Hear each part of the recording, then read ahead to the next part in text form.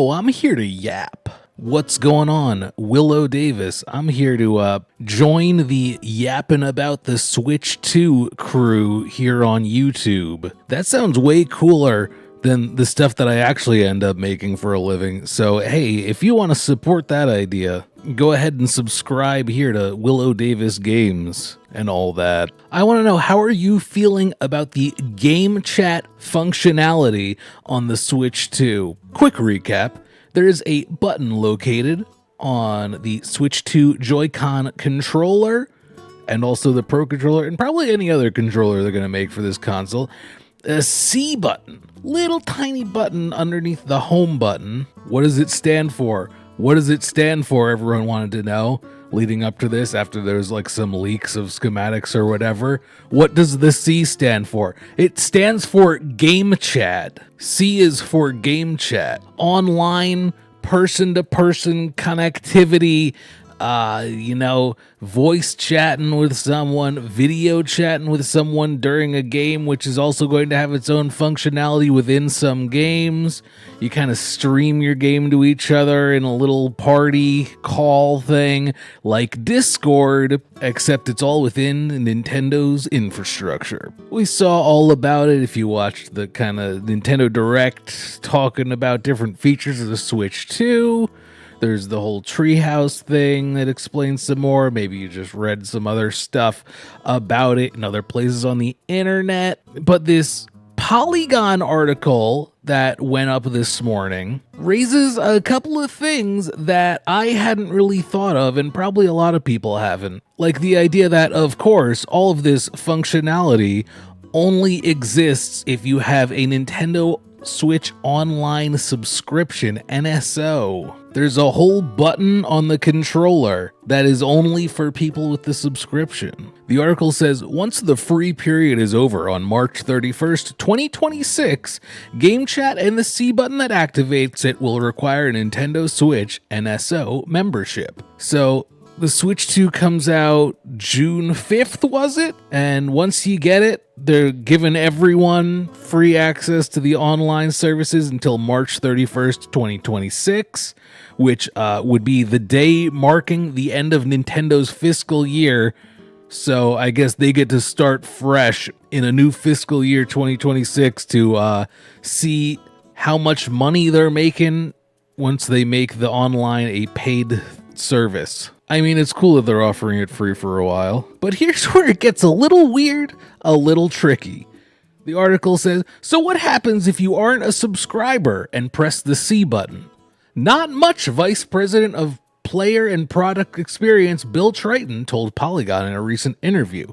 Quote, you would be able to find out about the NSO subscription there and get a sense of some of the functionality. Oh no. I think anyone who has accidentally pressed the Disney Plus button on their TV remote while not having a subscription to Disney Plus knows what that means. Clicking the C button on your controller could possibly open up a page asking you to buy the NSO subscription. Realistically, Nintendo probably knows the danger of such an inconvenience, so it might be a very minor, like, if you have a subscription and you press the C button, I bet like a little thing comes up in the bottom like, hey, are you trying to access this or whatever?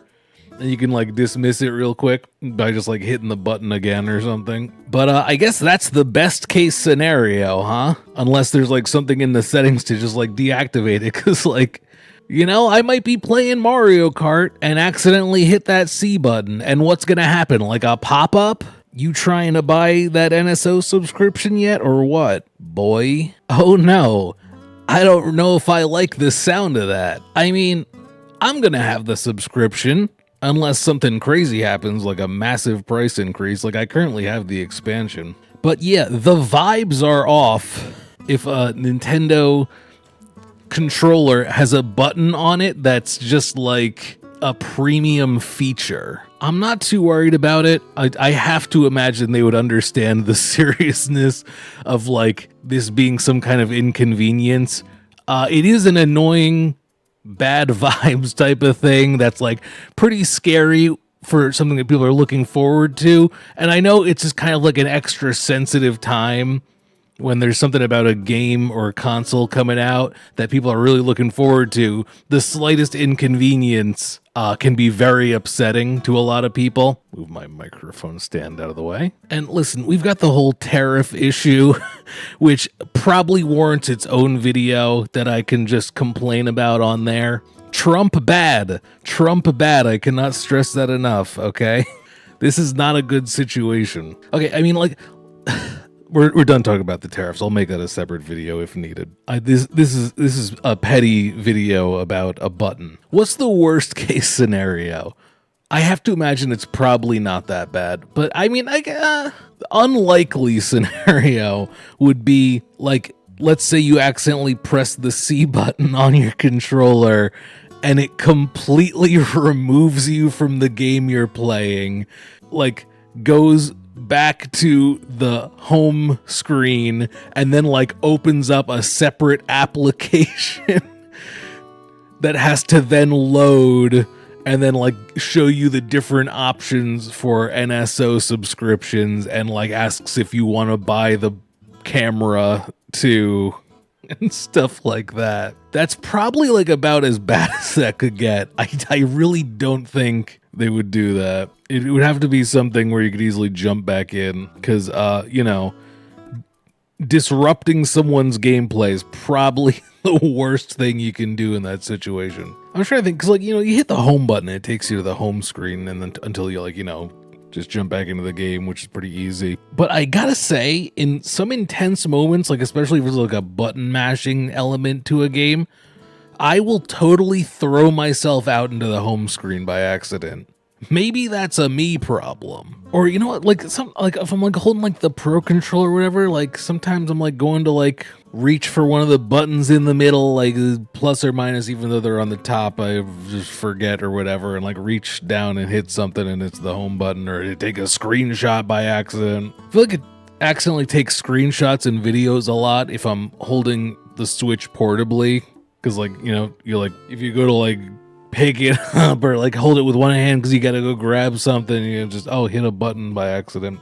Anyway, now I'm just straight up rambling. We've gone past yapping, so let me lock back in here. Best case scenario, I don't know, that you can like disable it in the options or like map it to something else if you're really not interested. I doubt that'll be the case, but like I guess that would be the best of it. I think what I can imagine most likely is like if you were to like, let's say you're playing Mario Kart and you accidentally hit the C button, like a thing darkens the bottom of the screen a little bit and it's like press minus to enter game chat settings or something. And if you just like hit the C button again, it'll go away instantly, not causing much of a disruption. But that's a lot to fear for what would just be like you pressing the button on your own accidentally, which probably isn't incredibly likely. Main point that like made me want to make this video is like it doesn't feel good that there's a button on the controller that's tied to a subscription, and if you don't have the subscription, it'll just probably ask you to buy it. Is it going to stop me from enjoying the Nintendo Switch 2? No. It's not that big of a deal to me. I'm not happy about it, I guess. I'm going to have a subscription, so like, I mean, the button's gonna be convenient to me in some sense.